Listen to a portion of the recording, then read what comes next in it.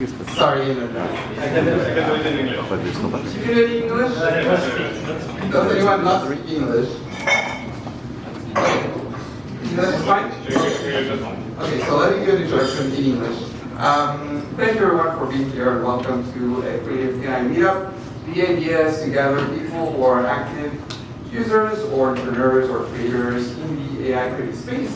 So no LLMs unless it's creative. But mostly audio, video, image work, people from creative industries, from the advertising industry, from film, from animation.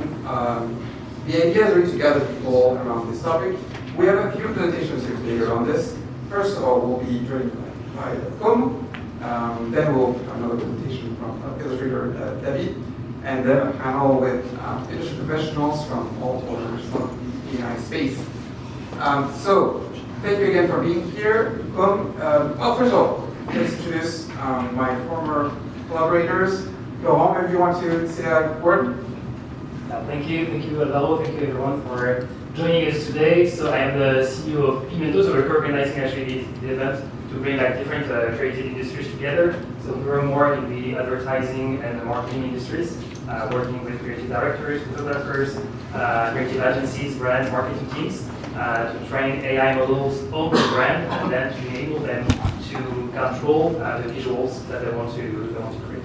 We're definitely on visuals for marketing industries. Cool, thank you. Hello everybody, I'm Marie. So we head of sales at Scenario. Scenario is the ultimate AI toolkit for the gaming industry, enabling you to train custom AI models, to blend them together, and to really sort of nail creative control, which is absolutely super hard with AI if you've ever tried it. So yeah, thank you for coming and very much looking forward to this evening. Thank you, Laurent. And now, Koum, are you ready? I am absolutely ready. All right.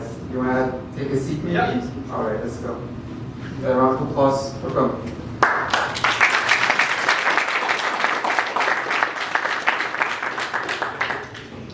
You can pause it. Yeah, it's working. No, it's not. Forgot. Sorry, please. Hello, everyone.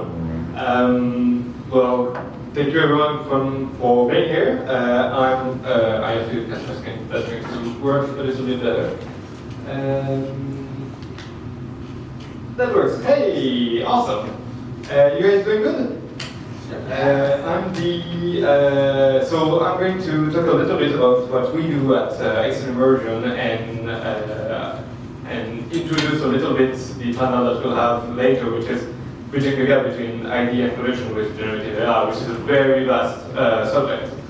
So I'll try to go over some part of the subject and then leave space for some questions. Actually, I might need to have time in front of me so I don't speak too much. Very quickly, this one's in French, the rest is in English, sorry. So I'm the co-founder of Extreme Immersion. We were created about at the same time as Scenario, actually, a little more than 3 years ago. And we do generative AI for creative teams in video game studios. We really try to iron out on three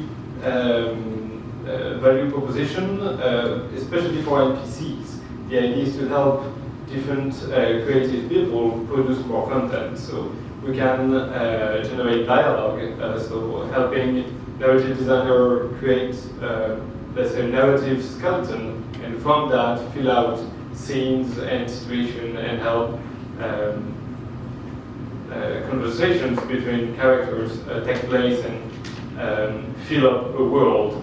On top of that, we do voice synthesis, so we help studios create datasets and train voices for doing voice cloning and helping creating audio content for their game. Especially what we bring them recently is actually localizing those voices in up to 20 languages, helping studios that would have usually had their game voiced in 1 or 2 languages, having it in 20 or more languages, which helps a lot with inclusion with people who don't speak English, and also helps actually having more sales in those markets.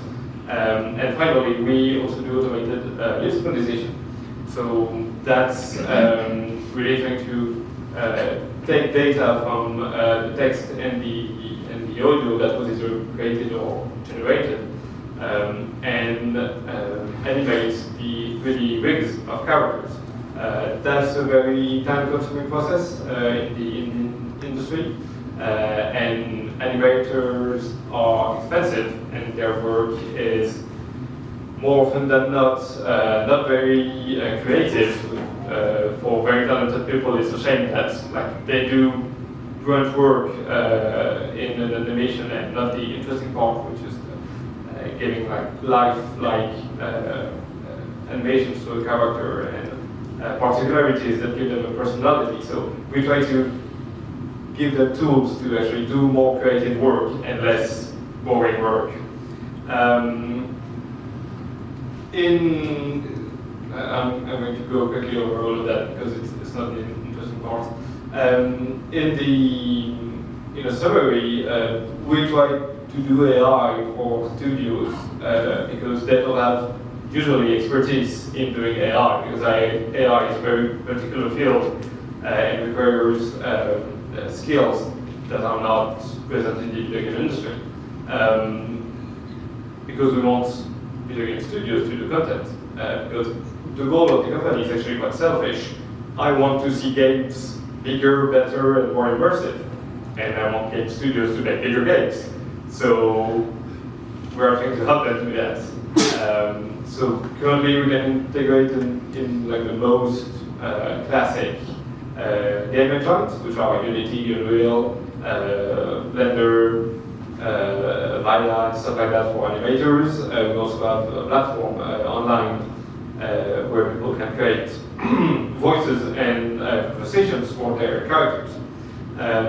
And something important, as soon as we start talking about AI and generating content, we have to talk about ethics. The video game industry has been going through a hard patch in the last 12 to 18 months.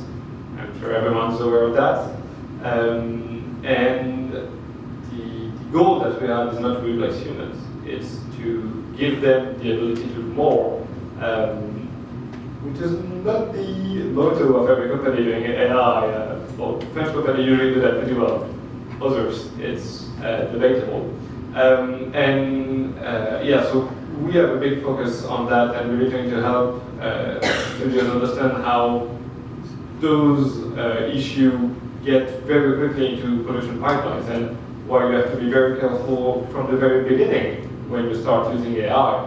Because, well, maybe you've been working since 6 months on a project, and you actually own none of the rights on it because you made a few mistakes 6 months ago, and you didn't realize it. So we try to help studios a lot in that process of understanding the good and the bad of AI. So yeah, I talked about that earlier. That's our tool suites, which try to go together because, well, once you start multiplying one of your creative processes, then the other one becomes very complicated to deal with, and suddenly you have 1 million lines of lines of dialogue in your own game. Well, then you need a lot of voice actors to deal with all that. So, do it with AI, and 90% of the time, you're going to be able to manage it. And same problem for animation. I'm not going to give you the details about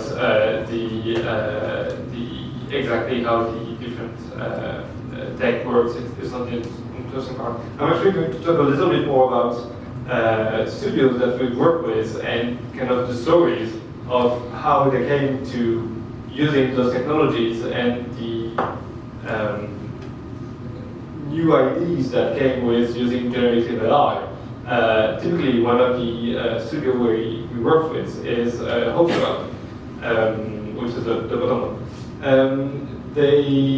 One of the idea they had for the game was to have basically a set of 16 characters that were doing missions, and the player could select 4 among those 16 characters, which is actually cool. You have choice, you can can have different strategy for a game. But during each mission, the characters would speak to one another and do jokes and do references to past missions they did or did not do previously.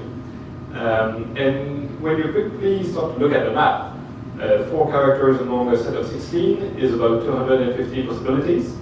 So now you have 250 possibilities for each of your missions where you have to write dialogue for. But then you have 25 missions. So that starts to become a lot and a lot of dialogue. And then you have to take into account all the previous missions that happened and whether some stuff happened or did not. And then, like, if you do the math, they had millions of possibilities in their game, which is very cool from a gamer perspective because you're going to have a very unique experience. But then you would need an army of narrative designers to do all of that content. And that's when we came in and tried to help in more systemic way to create a set of rules that would allow them to generate conversations using those characters. And say, well, those characters are going to be together, and that's the dialogue that will happen. And then do that in a systemic way where they can actually generate a lot. And so that really changed the process in the ideation process from them, because at the beginning they wanted 16 characters. Before they met us, they had reduced it down to, it was 10 or 8, I don't quite remember, because, well, the math didn't work out. And as soon as we started working together, they realized, oh wait, the ambition that we had before, we can actually realize it, and we can actually have in the game what we wanted from the very beginning. So that's an experience that we've seen in many studios is, well, I had projects. The money that was allowed for that project didn't make my vision possible, and they had to reduce their ambitions. But suddenly with AI, all right, you can start to imagine bigger, and that's kind of the interesting part. One of the other amazing thing that we realized working with different game studios is we are a team of engineers. We are bad creative people. Literally, we are bad. We can have a few ideas of how AI can be used, but once you can explain a tool to a game designer or an animator or someone that is really in the creative process, they are going to have amazing ideas that we would never have had. And most of the most amazing part of working at Ximmersion was seeing in the eyes of creatives, oh wow, now I can do things that were unimaginable before. And like, that's really amazing. Another really good aspect of using AI is actually increasing the overall quality of a game. And once again, that's pretty selfish for me because I want to see quality games. We worked with Vigorix for a game that is going to come out in a few. It's not announced. I gotta say, sorry. Somewhere in 2024. And they had a level of quality that they were expecting to have for cinematics in their game, where characters would have a certain type of lip sync. And seeing how much the lip sync tool that we gave them accelerated the work of their animators, they still had a team of animators they had hired and like they were planning to give them work. So basically what they did is that they increased the quality of all of the dialogues in the game and not just for the cinematics. And suddenly the whole game went up a notch in terms of quality, which is difficult to assess in terms of return of investment because, well, it's going to get maybe somewhat better reviews, somewhat a little bit more sales, but for the team that created the game, it makes a huge difference because suddenly they can be proud of 100% of their game. And it really changes the dynamic of creation where you don't have to cut corners anymore and you can actually do more and be happy to make your games more complex and really go into the fine details of your narration and your story. Yeah, that was kind of the most interesting experience that we had working with all of the studios, and there are plenty of stories I could go on for a little bit longer. But yeah, that was kind of the work experience of everything we did the last years with the studio. Obviously, we are still kind of a young company, we're still growing, and every time, the interesting part is, every time we see a new client, we see new ideas pop up with that technology. And we've seen studios from 2 people working from their room remotely to very big studios that raise plenty of money and that plan to have a game coming out in 5 years from now. We've had amazing ideas come out of using generative AI coming from them that us engineers would never have had before. And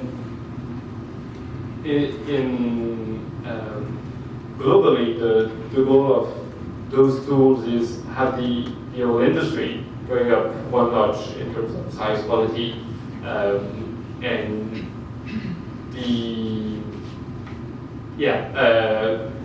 we realize it's not the technology that makes games better. It's creative. It's humans with a creative brain that make it interesting. I've gone a little bit over everything that we do at Text Immersion. I could go into more specific details, but the technology, I'm not sure it's the most interesting part. But I can start answering questions if that's fine. All right, thank you very much.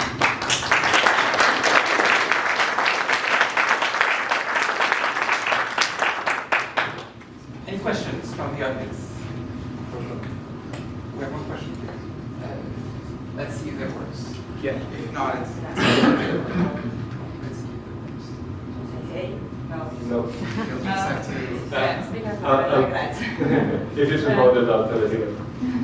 How do you check quality of the dialogue, for example, or do you track consistency? You are speaking about millions of the dialogue turns, so... Yes, I should have gone into that. I didn't. So how do we check quality and consistency?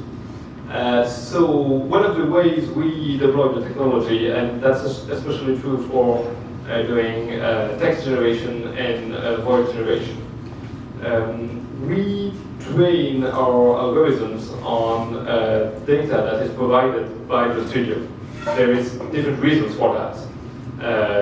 First of all, there is an IP issue. If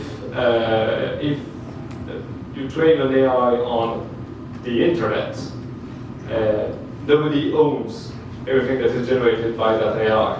And if you actually try to sell things generated by AI, you might have issues depending on exactly what happened. So there is no strict set in stone regulation about that, but the rule of thumb is everything that's generated by an algorithm is owned by the owner of the dataset. So when we work with a client, we work with them to take out from the narrative design that they have already created, from the conversation and dialogue that they have already written, to train kind of a web of AI on that data that they own because they made it, so that we can ensure that everything that's generated down the line is, first of all, their own IP, and secondly, because it's trained on the work of their writers, and it's the same for voices, the quality is going to be very consistent with what they have written before. And they actually have parameters to ask the AI to be very, very close to the original data sets, or to actually try to improvise a little bit in that context. And creating that initial data set is pretty complicated. It's a lot of back and forth, it's a lot of trial and error to finally get a set of models for kind of each character that has understood the world, that has understood the personality of the character and of the situation and the story, but also that has understood the writing style of the team. Because AI doesn't treat data like we humans do. They treat strong signals and weak signals kind of the same way. And writing styles are a weak signal in the way narrative designer work. And that actually come out pretty well if the AI is done correctly and if the data set is well done. You can actually see the writing style of the original author in the generated content. And once we get to that point, that's where we know, all right, the AI has understood correctly the data sets and even verbal habits, like maybe that character cannot pronounce S's correctly, or maybe that character is always using, is speaking with a southern accent, like a Texan accent, but in writing.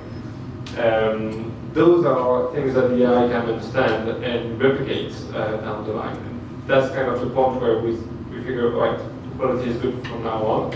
And then working on the consistency and the global coherence of an AI, that's where we have to work in more of a systemic way. We know that when we generate anything with an AI, if you keep generating from the same prompt and in the same context, as it gets bigger, everything that was told to the AI earlier kind of gets forgotten.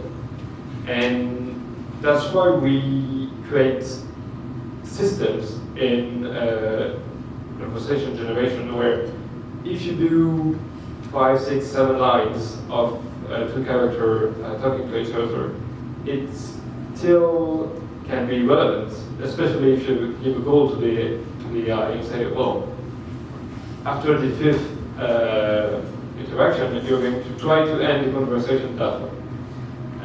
So you kind of give it an extra prompt, an extra goal in that conversation.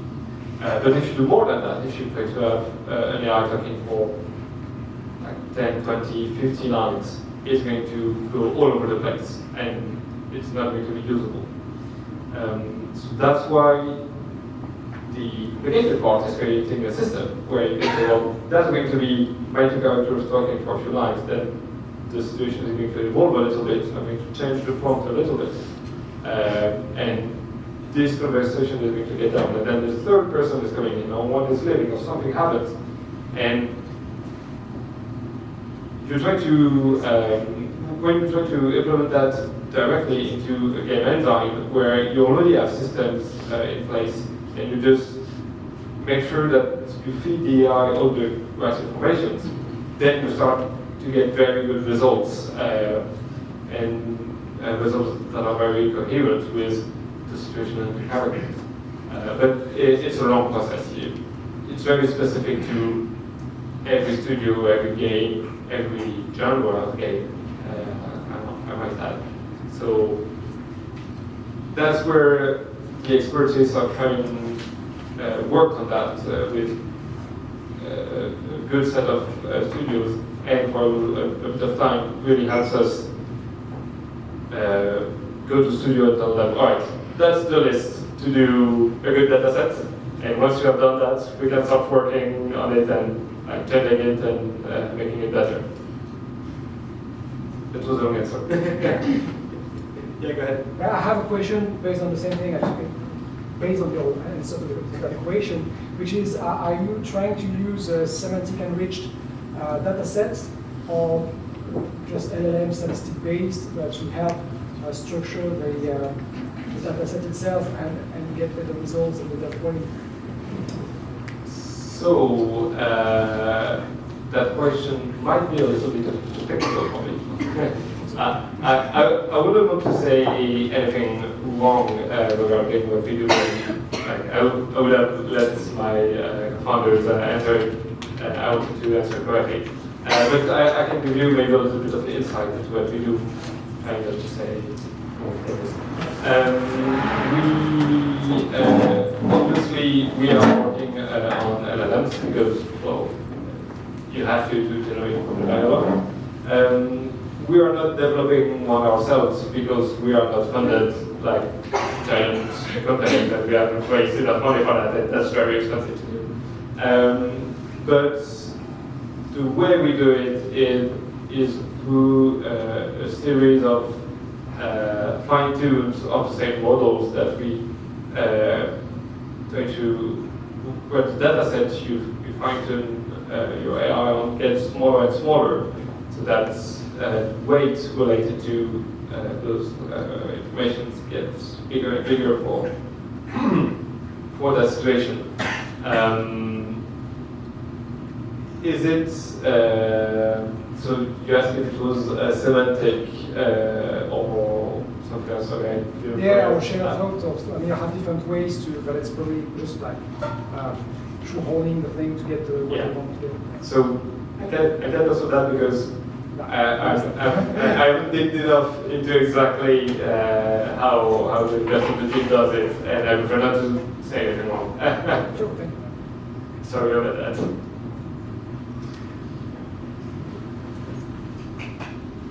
Yeah. I have a question about your ethics. You had a very strong stance on ethics.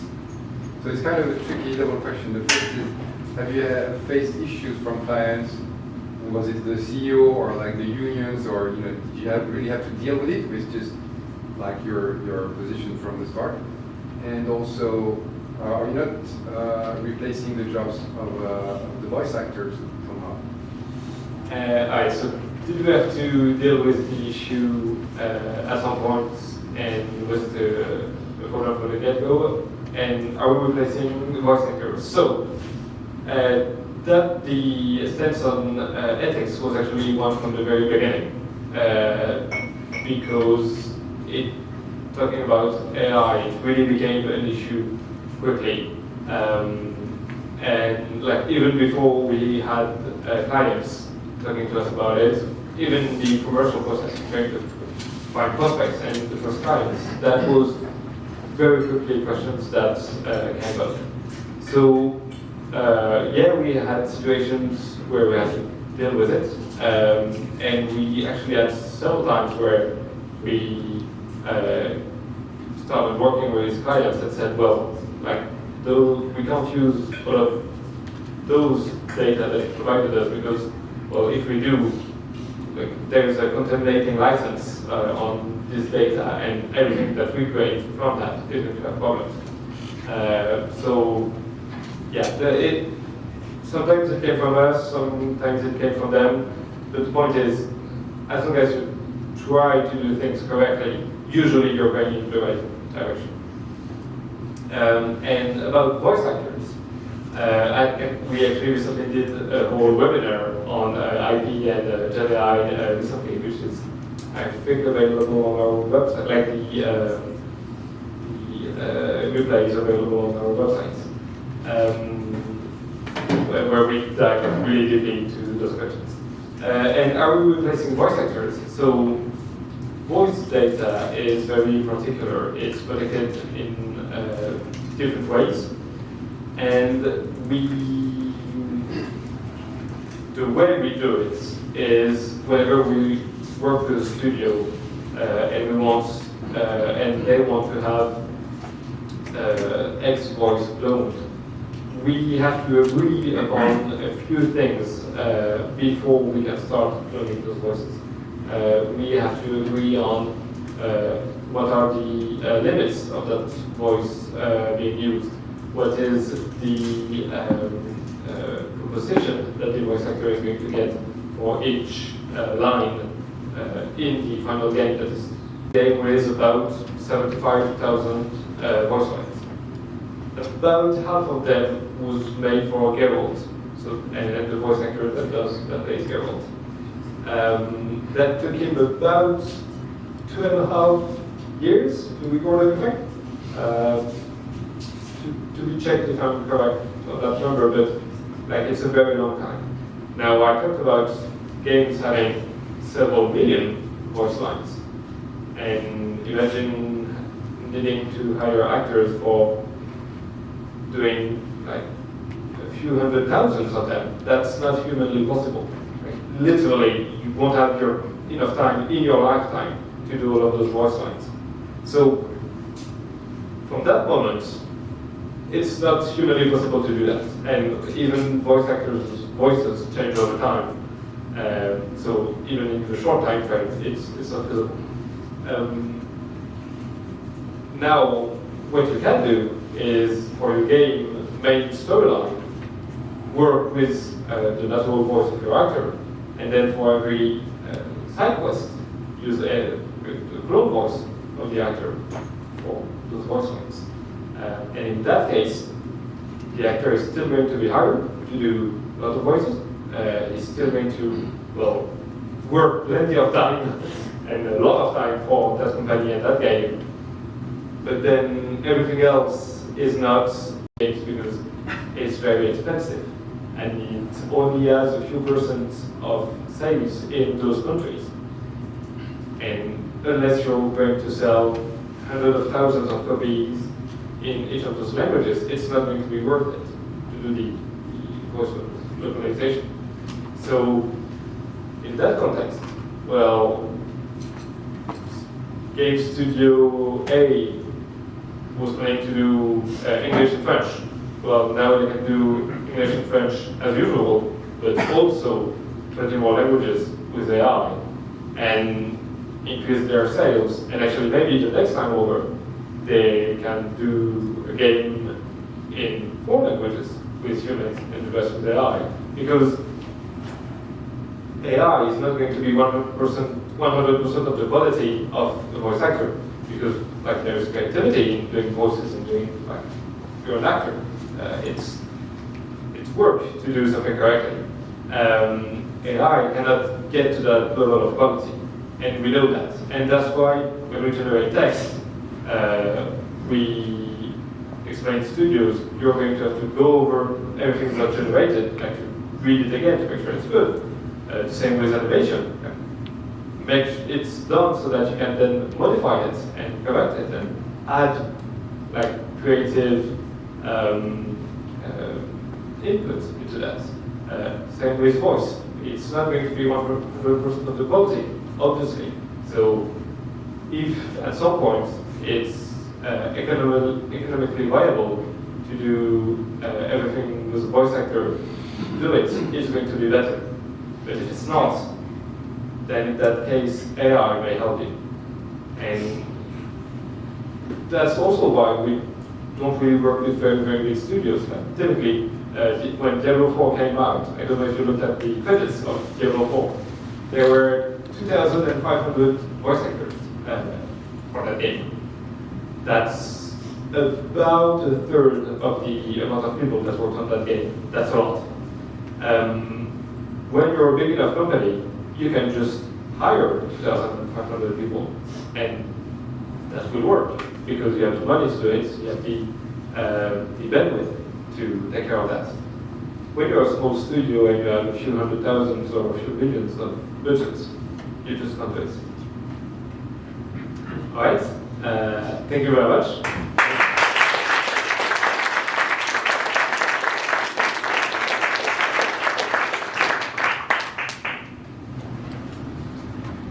Thank you very much, Tom. Now we're going to switch over to David. Please, round of applause.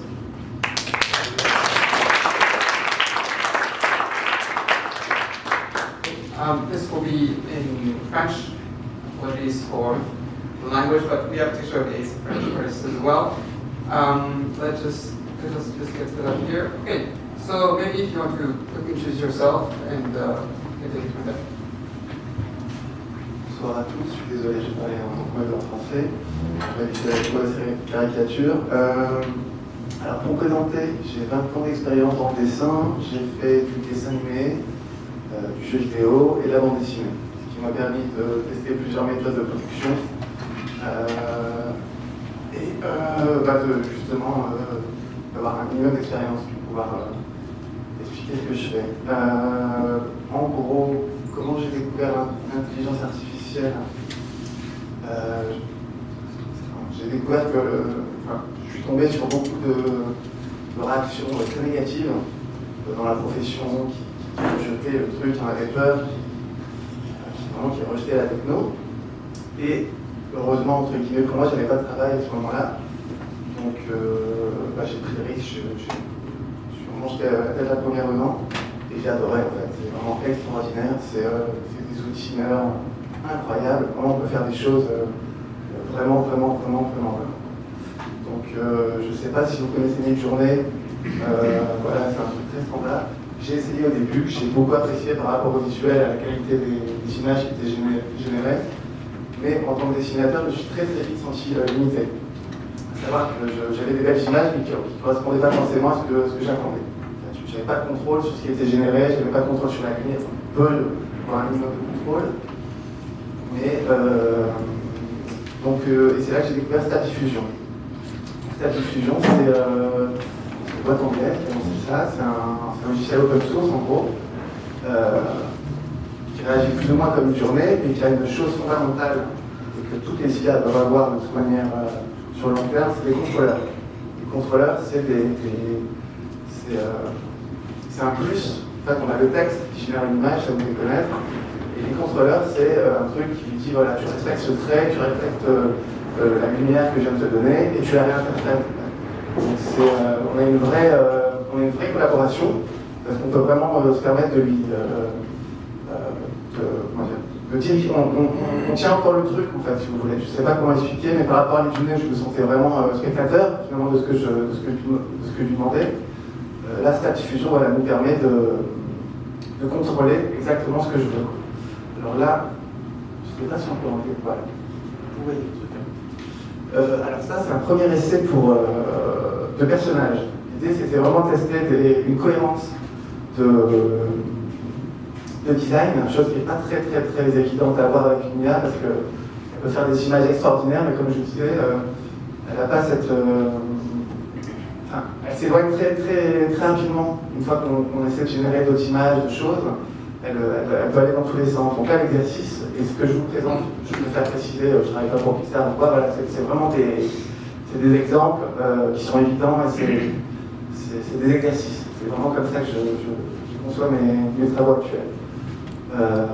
Donc là, voilà, là où je suis content, c'est que j'ai réussi à faire tourner un personnage, à lui donner des attitudes, des expressions, qui disaient qu'on connaît le personnage, voilà, il n'y a pas de déclinaison, si vous voulez. Encore une fois, j'ai réussi à l'encadrer. Donc voilà, ça c'est un premier exemple. Alors, je ne sais pas trop comment ça est. C'est bon, ça c'est un autre exemple très rapide, je vais pas m'attarder là-dessus. Et ce sont des décors de dessin animé. L'idée, j'ai pas trop poussé l'intention, c'était vraiment au tout début, mais l'idée, encore une fois, c'est d'être cohérent dans le sujet, dans le lieu. J'ai préféré me concentrer sur... en fait, j'ai juste fait 6 petits crayonnés juste avant pour dire voilà, une vue dessus, une vue en dessous, une plongée, une contre-plongée, avec une forme particulière, une espèce de Mickey en pierre, on ne sait pas trop ce que c'est. Mais en gros, voilà, je poursuis vraiment mes recherches dans une démarche de production, en fait, dans une démarche, parce que justement, comme je vous disais, j'ai déjà participé à des dessins animés avec des gros délais, des grandes contraintes, et je me dis, ok, comment cette techno peut arriver, comment elle peut être intégrée sur une production, qu'est-ce qu'elle peut apporter finalement en termes quel temps on peut gagner, voilà, qu'est-ce qu'elle peut apporter en fait. Donc c'est pour ça que j'ai commencé à faire ce genre de petit exercice. Et alors là, voilà. Ça, en bossant dans le jeu vidéo, on avait par exemple, je bossais sur Dofus, je ne sais pas si vous connaissez, sur Gamma. On avait un mois pour faire une zone au début, on faisait les croquis, on faisait des recherches, on faisait des trucs et tout. Et là, je me suis rendu compte qu'on pouvait aller beaucoup plus rapidement. Si vous regardez la case qui est juste là-haut, voilà, j'ai commencé juste à griffonner vraiment des silhouettes. Vraiment, c'est de simples silhouettes qui définissent un toit bleu, un truc, voilà. Il n'y a aucun détail. En fait, il y a un point que je pense qu'il faut vraiment aborder, c'est que j'ai compris que pour vraiment apprendre à me servir de l'intelligence artificielle, de stade diffusion, c'est qu'il fallait que je mette mes 20 années de dessin derrière moi, parce que je me suis rendu compte que plus je dessinais, moins je profitais de l'outil, et moins j'apprenais à m'en servir, parce que je profitais trop de mon dessin, en fait. Mais je me suis dit, attends, là c'est pas le but, faut que tu t'empêches de dessiner, faut que tu trouves des solutions pour aller vite et bien. Donc comment faire pour que l'IA comprenne vite et bien ce que tu veux. Donc voilà, donc j'ai commencé avec le petit 1 en haut à gauche, vous pouvez voir, c'est juste des silhouettes. En bas, elle a commencé à générer des formes un peu particulières, pas très bien construites, mais très rapidement. Encore une fois, ça a pris 5 minutes. J'avais une idée. Ensuite, on est passé sur une image qui est tout en haut. Et j'ai juste griffonné. Vous pouvez voir, c'est une espèce de brouillon vraiment tout sauf joli. Mais ça lui a donné une idée de composition. Elle a une idée elle voit un chemin, elle voit des arbres, elle voit des trucs. Et à la fin, alors, je pense pas que je peux le trouver. Non. Mais en gros, on a une espèce de magnifique aquarelle, un truc, voilà. Et là où j'ai eu content de l'exercice, c'est parce que ça a été très rapide. J'ai des bêtises. Faut me dire avant, parce que sinon. Non, mais c'est pas très passionnant en même temps. Ok. Donc. C'est pas arrivé pour voir tout le projet. Pardon? C'est pas arrivé le projet. Ouais, il faut que je. Ça va venir. On verra mieux. Ah oui, ok, je comprends ce qui Je pensais qu'il n'y avait pas, mais allez, il n'y a pas de problème. On voyait pas les détails. On n'a pas, enfin, moi j'ai pas prévu, j'ai improvisé la toute moi j'ai pas. Et alors du coup, on peut passer après de l'étape où on voit que c'est un peu incohérent à quelque chose de très cohérent à la fin. Avec du texte et enfin, je viendrai après sur les détails, il n'y a aucun problème. On va revenir. C'est le réchauffe. Je vous avais raffiné là. C'est pas mon travail, je le sens.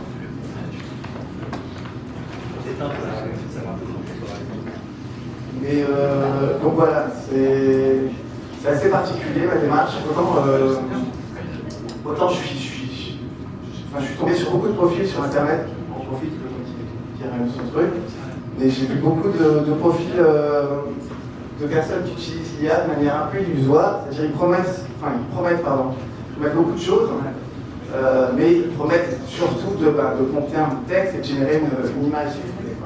Et c'est la dernière des choses que je veux faire. Donc, je veux vraiment garder le contrôle. C'est un sketch. Peut-être qu'on peut continuer un petit peu sur le concept et après on reviendra sur les images. Ouais,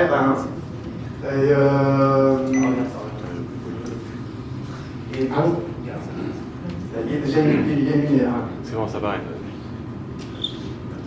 C'est intéressant la démarche de faire quelque chose de très simple, finalement, d'être du côté de ton talent de dessinateur. Sinon, j'évoluais pas. Sinon, ouais, voilà. Un peu comme un game designer qui va plutôt me dire voilà, ça c'est les zones qui m'intéressent, mais très grossièrement. Ce que je veux, je l'ai dit d'ailleurs, un peu comme comprendre un peu finalement ta vie, comment elle va se saturer. Et lui, derrière, il va construire par rapport à ça. En fait, en simplifiant la démarche Ça y est. Mieux. Voilà. Et en fait, avec ça, j'ai. Hop, attendez, ça c'est pour après. Ah merde! Je suis en train de vous spoiler là. Voilà. En gros, en fait, ce test m'a permis de comprendre jusqu'où j'ai besoin de vraiment dessiner, jusqu'où j'ai besoin de donner du détail, jusqu'où il y a, à partir de quel moment il y a comprendre ce que je veux en faire, sans uniquement du texte. Je ne veux pas uniquement, moi, je veux aller voir un client avec du texte et lui dire voilà, je peux faire des mots. Ça ne m'intéresse pas, je suis dessinateur, j'adore dessiner, j'adore ce qu'elle génère, en plus cette IA. Je ne peux pas me contenter du texte. Je me sens, j'y prends aucun plaisir en fait. Voilà. Et c'est vrai, comme je disais tout à l'heure, je vois beaucoup de profils d'artistes IA, d'artistes IA, qui génèrent uniquement des belles images, mais qui ne peuvent pas faire tourner leur décor, qui ne peuvent pas faire tourner leur personnage, qui ne peuvent pas corriger ce qui a été généré avec l'IA. Et ça, c'est très important, c'est de dompter ce que l'IA génère, là j'ai un client par exemple, je suis en senior pour cet article dans le jeu vidéo, j'ai un client qui me demande des décors pour du jeu vidéo, voilà. Donc je passe par une IA quand même pour m'assister, pour gagner du temps. Et quand il demande des corrections, et que si elles sont nombreuses, je dois passer par-dessus. Et là je peux pas dire à l'IA, il faut me corriger ça, non, il faut mettre la main dans le cambouis, quoi. Donc je suis en train d'apprendre à, en fait, j'apprends à fusionner un peu avec l'IA, en fait. Voilà, j'apprends vraiment à mélanger ce qu'elle génère, à mélanger avec mon dessin. J'essaie de trouver une espèce d'osmose, une espèce d'harmonie, en fait, dans la manière de travailler, dans ce qu'elle génère aussi. Et c'est vraiment une rencontre formidable, en fait. Voilà, c'est un peu comme ça que je vois le truc. Après, bon, ça me passionne, hein, je vous dis, mais en fait, j'ai beaucoup de mal à comprendre comment les gens font pour s'opposer à ça. Enfin, comment on peut prétendre apprécier l'image et se braquer contre une IA qui génère des choses aussi magnifiques, quoi. Je veux dire, donc c'est ce qui me trouve, voilà, un petit peu. Alors là, c'est encore un autre essai. Vous avez en haut à gauche la zone grise, voilà, ça c'est un robot que j'avais modélisé dans Blender, un logiciel 3D. Et en gros, c'est deux étapes de. C'est pas ce qu'il y a de plus intéressant, mais voilà, là j'ai demandé à l'IA, voilà, est-ce que tu peux me faire un rendu d'après ma modélisation. Encore une fois, j'essaie de faire en sorte que l'IA m'assiste, plus qu'elle me génère vraiment des choses et qu'elle me. Je veux pas qu'elle, comme je vous disais tout à l'heure, je veux pas être spectateur de ce qu'elle génère en fait. Je veux garder le contrôle, je lui dis voilà, je te donne un design, je te calme sur ce design, tu débordes pas, tu vas pas à droite, tu vas pas à gauche, tu restes là-dessus. Et ben voilà, donc en lui donnant les indications avec du texte bien entendu, j'ai griffonné, j'ai mis un peu d'orange, j'ai mis un peu de bleu, j'ai mis juste vraiment des aplats pour me contenter du minimum et donc gagner beaucoup de temps. Et elle nous a fait un truc assez fou. Bon, je peux pas vraiment zoomer, mais c'est les upscalers, je sais pas si vous avez entendu parler. Les upscalers, c'est un truc extraordinaire, là, il est magnifique, donc c'est vraiment un truc. C'est deux Espagnols, hein, c'est deux gars en plus qui ont fait ça. C'est en gros, c'est vraiment l'IA qui encore une fois, qui garde l'essence de votre image et qui vous fait un truc, c'est assez incroyable. C'est vraiment dingue. Et là, je suis en train de découvrir des gratuits aussi. C'est aussi pour ça que je travaille avec Static Fusion, j'y reviendrai après. Mais c'est un logiciel open source qui est gratuit, qui permet donc à tout le monde de pouvoir bénéficier de très très bons outils avec beaucoup de pratiques. C'est beaucoup plus complexe qu'une journée où il faut compter. Mais c'est vraiment un truc, c'est vraiment incroyable. Et ça vient de. Alors, ça, c'est un autre sujet. Alors, ça, c'est un très très vieux dessin, je suis désolé pour sa qualité. Mais en gros, l'idée, voilà, c'était de voir jusqu'où l'IA pouvait l'interpréter. Des fonds, en fait, voilà, c'est parti d'une réflexion. Au début, c'est un projet perso que j'ai finalement laissé tomber. Mais en fait, on reproche souvent à l'IA de singer le style de machin, d'avoir volé les images de l'autre, de trucs. Je me suis dit, ok, et si on essayait de créer quelque chose de nouveau avec l'IA, si on la mettait vraiment dans un rôle créatif pur, plutôt qu'on dise qu'elle a généré du Disney, elle a généré du manga, ou ce que vous voulez. Donc c'est parti là, avec des formes beaucoup plus abstraites, beaucoup plus. C'est pas Picasso, hein, c'est pas tout ce que vous voulez, mais l'idée c'était vraiment de commencer à se dire, à se mettre vraiment en danger pour faire avancer le graphisme en fait. Voilà, que l'IA devienne vraiment original. Voilà, c'est dommage que je puisse pas zoomer parce que voilà, c'est vraiment des formes abstraites que j'ai peut-être pas forcément l'habitude de faire toujours. Mais l'idée c'était d'ouvrir des portes et de ne pas tomber. J'ai une influence extrêmement bien dans mon travail. Voilà. Et là, l'idée c'était vraiment d'exploser les codes et de dire voilà, jusqu'où on peut aller, jusqu'où on peut créer des choses, varier les choses. Et du coup, je me suis même posé la question jusqu'où j'ai le droit d'aller en fait, par rapport à ce que je conçois avec mes grandes couleurs, j'ai envie de dire, jusqu'où je peux évoluer. On a le droit d'évoluer dans son travail, en fait, c'est une réflexion que je me suis posée. J'ai toujours pas trouvé de réponse. Et ça, c'est un essai bébé, voilà. Là, c'est un autre, c'est toujours les mêmes recherches. L'idée, c'est de générer un truc très illustratif, peut-être trop. On commence à foutre une espèce de graffiti, là, si vous voyez en haut, à partir un peu dans tous les sens pour en fait, ce que ce que je me refuse de faire, c'est de générer des choses existantes. Enfin, d'aller voir un client et dire voilà, regardez, ça c'est, on dirait machin, qu'est-ce que vous en dites, ça n'a aucun sens en tant qu'artiste, entre guillemets. Ça n'apporte aucun plaisir et je vous dis, plus les mois passent, plus je me rends compte qu'on peut vraiment créer de nouvelles choses, quoi. Donc, comme vous voyez, c'est pas encore super original, mais il y a des nouvelles choses par rapport à ce que je proposais avant qui deviennent vraiment intéressantes, quoi. Alors là, ça devient la partie très intéressante, enfin plus intéressante de mon point de vue. L'idée, c'était de commencer à penser long métrage, cinéma, et de voir comment on peut introduire des nouvelles méthodes de production dans une production cinématographique. Je n'ai pas du tout d'expérience, je n'ai pas étudié le cinéma, donc je vous dis, c'est une démarche qui peut paraître un peu simplette, mais j'ai trouvé qu'il y avait des choses intéressantes dans les points. C'est pour ça que je vous présente ça. Donc j'ai commencé à réfléchir à un contexte, c'est-à-dire un lieu et un personnage. C'est-à-dire un truc très simple, un lieu qu'on identifie très rapidement, et un personnage aussi très simple, qui me permettra de facilement le mettre en scène. Voilà. Donc ça, je l'ai généré, ça m'a pris une petite heure quand même. Et là, deuxième étape, c'est pas vraiment un storyboard, mais en gros, c'est une nana qui est dans sa voiture, qui arrive dans une station essence. C'est tout ce qu'il faut comprendre. J'ai joué avec la caméra, c'est des tout petits storyboards très très simples. J'ai pas, encore une fois, j'essaie vraiment de tester les limites de l'IA en contentant. Il faut se contenter du minimum par moment, parce que sinon, je pourrais mettre des détails dans le ciel avec des bonnes images, des beaux trucs, ce serait une perte de temps. Voilà, ce qui m'intéressait à cette étape, c'était la caméra, en fait. Voilà, les angles de vue et les variations de plan. Et l'idée, c'était d'arriver là-dessus, voilà, avec vraiment une vraie cohérence visuelle. En fait, qu'on est vraiment, on commence vraiment à avoir une gamme de couleurs, un étalonnage, on a une cohérence dans ce qui est proposé. Et ça, je me suis dit, voilà, c'est un truc qu'on ne peut pas finalement, qu'on n'a pas dans les productions actuelles de cinéma. On a du storyboard, on a des Kekolov, c'est-à-dire des recherches couleurs qui donnent des intentions de trucs. C'est très difficile de donner une idée de ce qu'on veut vraiment dans le résultat final. Et je me suis dit que ça peut être une étape intéressante. Et du coup, sachant qu'à la base, je vous rappelle qu'on est parti de ça, on a finalement, plutôt que de proposer un simple storyboard, maintenant on peut vraiment proposer des choses des visuels beaucoup plus complets, en fait. Voilà. Et là, le réalisateur, je pense qu'il a une meilleure vision du truc. Du coup, j'ai enchaîné, bon là c'est un tout petit, je suis désolé, mais on a la séquence qui continue qui continue en fait, voilà, tout simplement, c'est de trouver ça cool.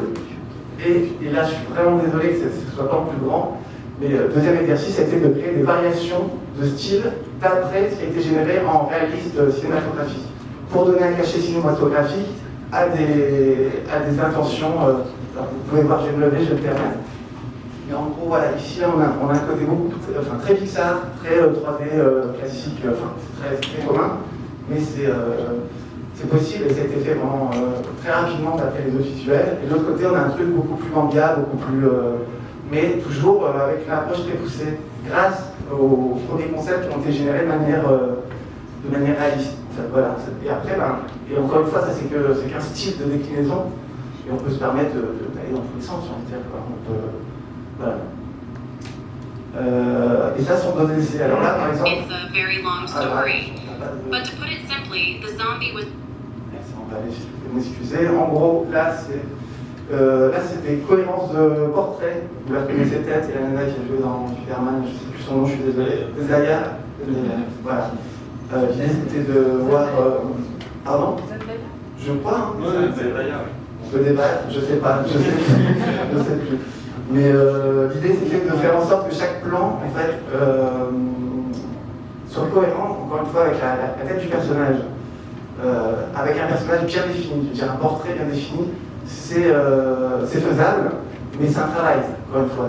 J'ai pas dit à ta diffusion, je donne derrière, tu mets un. Voilà, non, faut composer le plan, faut composer la lumière, faut ensuite retravailler tout le visage en lui donnant les bonnes références, les bons trucs, les bonnes expressions. C'est c'est pour ça d'ailleurs, c'est une petite parenthèse que je me permets de vous faire. J'ai reçu un mail d'un mec qui me disait j'adorais quand je dessinais et tout ça. Quand est-ce que je vais te remettre à dessiner? Et c'est là où j'ai dit mais attends, j'ai pas répondu, c'est pas poli, mais j'ai pas l'impression d'arrêter de dessiner, si vous voulez, quoi. Je veux dire, je suis vraiment régulièrement en train de jouer avec les lumières, faire des jeux de composition, de faire des mises en scène. Et encore, j'ai même pas encore attaqué l'animation, ça je vais vous montrer, mais déjà je m'éclate, mais surtout ça reste créatif. Je veux dire, c'est pour ça que je suis assez troublé quand je reçois ce genre de message. Je trouve ça intéressant de partager. Et là, c'est un premier essai Was spotted behind the big mountain to the qui a été basé, alors je ne sais pas si vous pouvez le voir, ouais, voilà, sur l'image qu'on a juste là et juste ici. Voilà, l'idée c'était de voir comment on peut commencer, du coup, une fois qu'on a le plan, une fois qu'on a la composition, une fois qu'on a la lumière, ok, maintenant on va monter l'écran, on va essayer de... It's a Et very ça donne long ce genre de story. choses, est-ce qu'on peut But l'avoir to put it simply, the zombie was spotted behind the big mountain to the south. That's what everyone likes to say. Perhaps we could go and see what's there. What do you think? Et ça a été, alors l'animation, alors c'est pas l'outil que je vais continuer d'utiliser parce que j'ai trouvé ça génial, l'outil j'ai vu parler mon personnage comme ça en 30 secondes, c'est génial, on lui donne un texte, il génère du dialogue, une voix, on peut lui donner une voix américaine, un accent anglais, on peut faire tout ce qu'on veut, c'est extraordinaire, mais j'ai pas de contrôle sur l'animation. Encore une fois, c'est pour ça que ça me fait le même effet qu'avec une journée, c'est extraordinaire, la première fois on voit le truc, et je peux pas contrôler vraiment le type d'expression, le mouvement des cheveux, tout ça. Et c'est pour ça que je vais revenir, enfin j'ai découvert, j'ai pas encore fait tous mes essais, mais je veux contrôler ce que je génère en fait, en termes d'animation, en termes de tout ce qui est fait, je veux contrôler parce que, peut-être parce que j'ai déjà 20 ans de dessin derrière moi, mais aussi parce que je veux rester maître de ce que je propose, et c'est comme ça que je m'amuse en fait, voilà, en contrôlant ce que je génère. Donc voilà, et je crois qu'on a fait le tour. Voilà, on a fait le tour. Voilà, j'ai pas pris beaucoup d'essais. L'idée c'était de vous montrer voilà, le genre de recherches qui sont faites actuellement de mon côté pour essayer de rapporter des nouvelles choses, finalement, tout simplement. Voilà.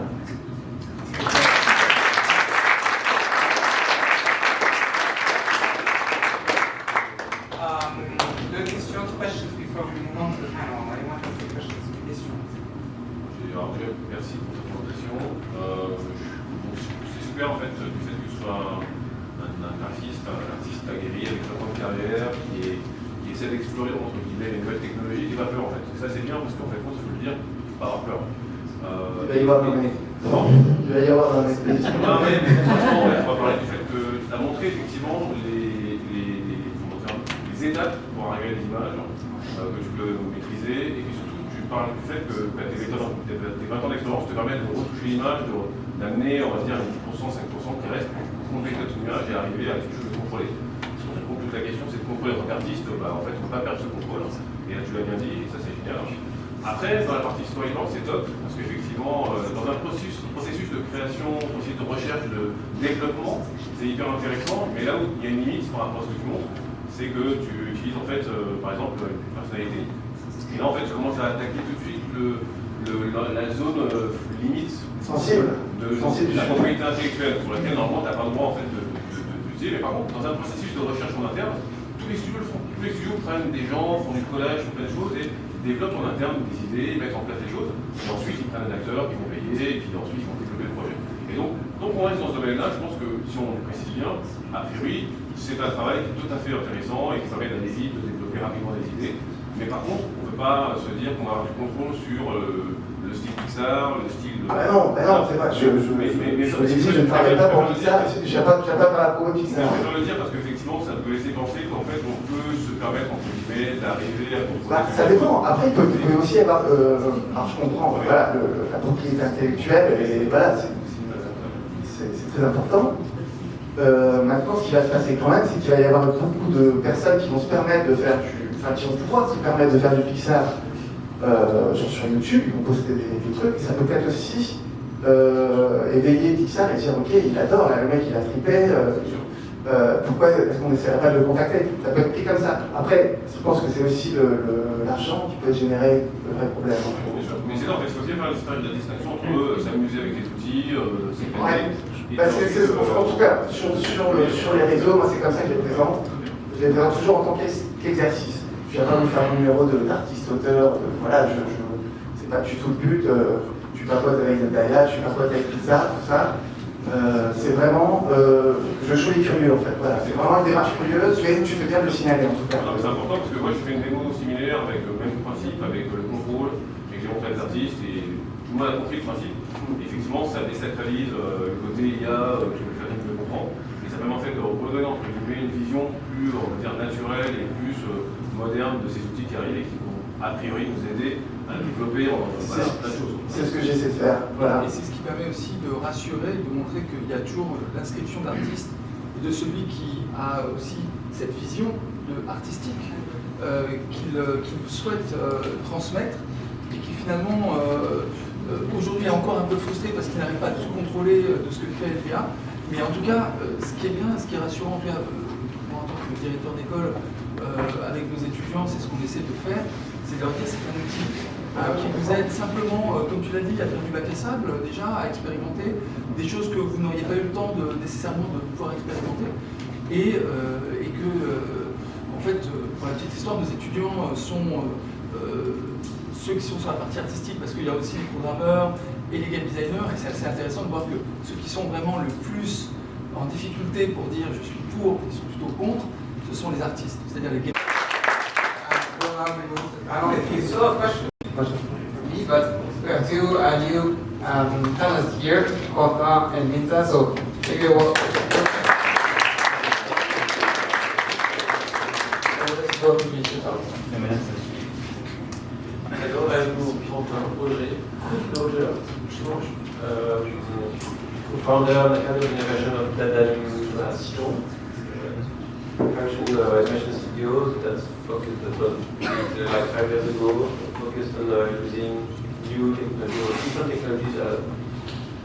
Before, actually, I've been working in animation and graphics for 5 years and we focused on game development. Of course, now as a head of innovation, I a lot of time doing tech watch and sharing it a lot in the field with the many people, like schools and many other people.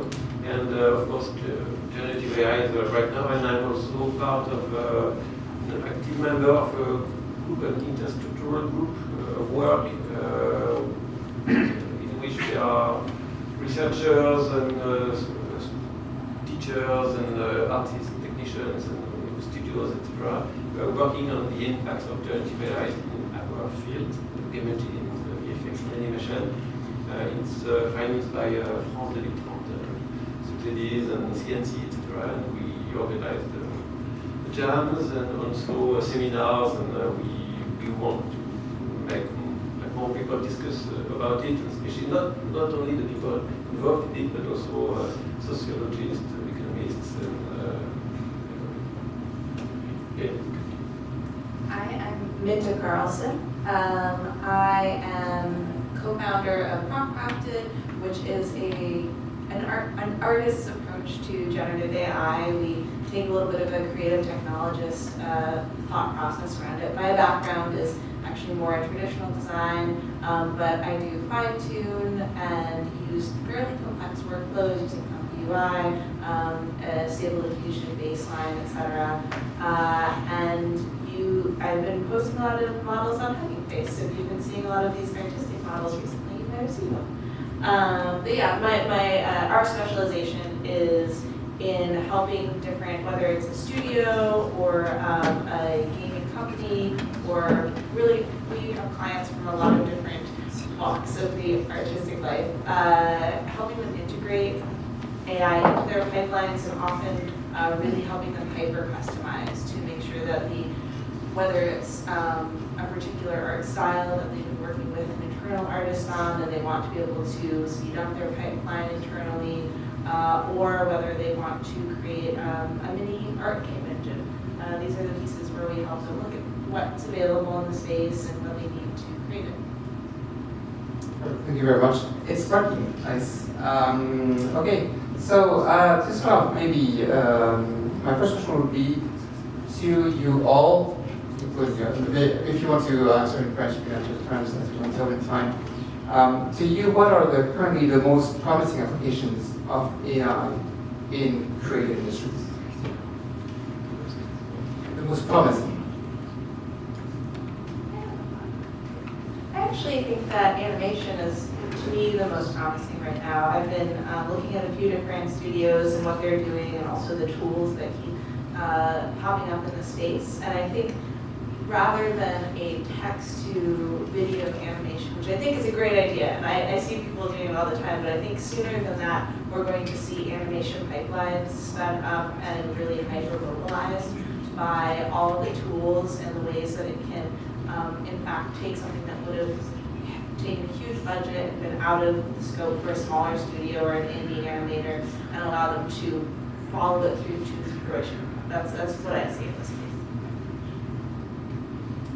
I can agree, but I'm biased because I'm in animation, so I see a little bit. But I would say actually in the short term, VFX by far, because it's packed with super tedious tasks, rotoscoping, etc. And AI, this is a generative AI, but AI is very good at industrializing these super tedious tasks, at discriminating stuff, and VFX is full of that kind of thing. And in VFX, there are, I would say, the same in animation. It's going to impact animation. It's impacting animation already, but in very various bricks, very specific and limited ways, like motion capture, grading, style transfer, stuff like that. And it's important. It is limited. It's very important for control. Because you want, it's not only control, it's not only because people want to be in control and want to be, it's because they are in charge, they are responsible, they have to, they have clients they are responsible for every pixel of every frame. And so that's why actually it's the processes are very, are packed with validation processes all along the way. It has to be that way because there are contracts next to it, and so that's why actually I'm interested in this limited way first. Any thoughts? Yeah, I think it's cooking. Because I want the AI to do my cooking while I practice the bass guitar. No, it's obviously AI has many applications, and it's most promising where it's taking time off what to do that is uninteresting work. That's why I'm doing this cooking. But yeah, I can't say really a lot more than that. I think one of the most interesting parts actually would be a lot more technical and maybe testing for developers, because, well, today the world is a bit cynical, but today the backbone of the internet is working on the mostly on Stack Overflow. And if that breaks down one day, none of the internet infrastructure is going to work for the next months. So I think in development and testing code and software, that can have a lot of positive impact in everything that we use every day. And it's not in the creative process, but it's really that part of tedious work and uninteresting work is the most promising application for AI in my sense. With animation, I agree with you. It's good for my business model. Il était cet aspect prometteur dans l'IA. Alors, mon point de vue, c'est surtout la production. C'est-à-dire on va pouvoir produire plus, vite, et que, mais c'est aussi, à mon avis, ce qui va nous... Ce qui fera peur à tout le monde, à tous les grands studios, c'est de voir tout le monde pouvoir produire. C'est comme si tous les pays avaient le nucléaire, si vous voulez, ça fait flipper les voisins, bon, bah, c'est un peu la même chose. Enfin, vraiment, non, mais il y a vraiment, non, mais je te jure, j'ai vraiment l'impression d'avoir des trucs entre les mains, des fois, je me dis, oh, là, je peux, en fait, non, mais vraiment, je peux vraiment, je peux étouffer une licence, quoi, je veux dire, on peut, voilà. Donc, voilà. C'est intéressant ce que tu dis parce que franchement cette révolution-là, elle a déjà existé dans le jeu vidéo. Aujourd'hui, un étudiant peut faire un jeu et gagner de l'argent avec bien sûr un éditeur derrière. Mais ce que je veux dire, c'est que c'est déjà la révolution avec des outils qui permettent puissamment de faire des jeux. En fait, on a déjà une surproduction en jeux vidéo. Je crois qu'il y a 1500 jeux qui sortent. On a ce problème-là. Tu vois, voilà. C'est 15 000 jeux par an sur Steam. C'est ça. Et c'est ce qui risque d'arriver pour l'animation, effectivement. C'est cette surproduction peut-être qui va pouvoir. Ah ouais, ça va être. Oui, ça va être déjà. Oui. c'est vrai. I must add something on that. Yes, there is going to be a lot more production, but it doesn't mean it's quality production. Because out of the 15,000 games that are out on Steam every 2022, like 95% of them don't make a profit. And it's not the amount of games that it's not because there are a lot of them that they are good. And it's not because you have a huge team creating a game that your game is going to be good. We've seen it going both ways. Like AAA games with several millions of budgets doing games that don't sell because they're bad. And games made by single people. I'm thinking about games made by Lucas Pope, Return of the Obsidian, Paper Please. Those are masterclasses of games made by one single man. And recently we've seen like Man Rolls and what was it? Little companies. You don't need AI, you don't need teams to make a good game, you need talent. And AI doesn't have talent. We have a talent, one student, 10 million school in 3 weeks to develop one game. It's number one around the world, 80 country. The name is Snake vs. Blocks. No graphics, just ID. So it's not because something is good at it's successful. That's actually the truth coming out of Creative Machine from like, people, especially in music. There are many data about it. Success and quality are not correlated at all in a world where actually people speak to each other. In a world where people don't speak to each other, they would pick the same thing. Quality would lead to success and hits. But when there are pressure, social pressure, actually it's less. They are not hits, they are mega hits, and they are people. Not many most of the people losing actually. So the promise of AI promising to copy a style, a successful style, and to empower people with quality, even with quality, which is by itself a lie, is a double lie because it doesn't lead to success. Yeah, I guess I would say beyond that, talking about success in creativity, the moment you become successful with something creative, it has already started to die. Like as soon as a style has become stylish, it is immediately becoming out of style. And I think that's something we saw actually with Midjourney pretty quickly, and I think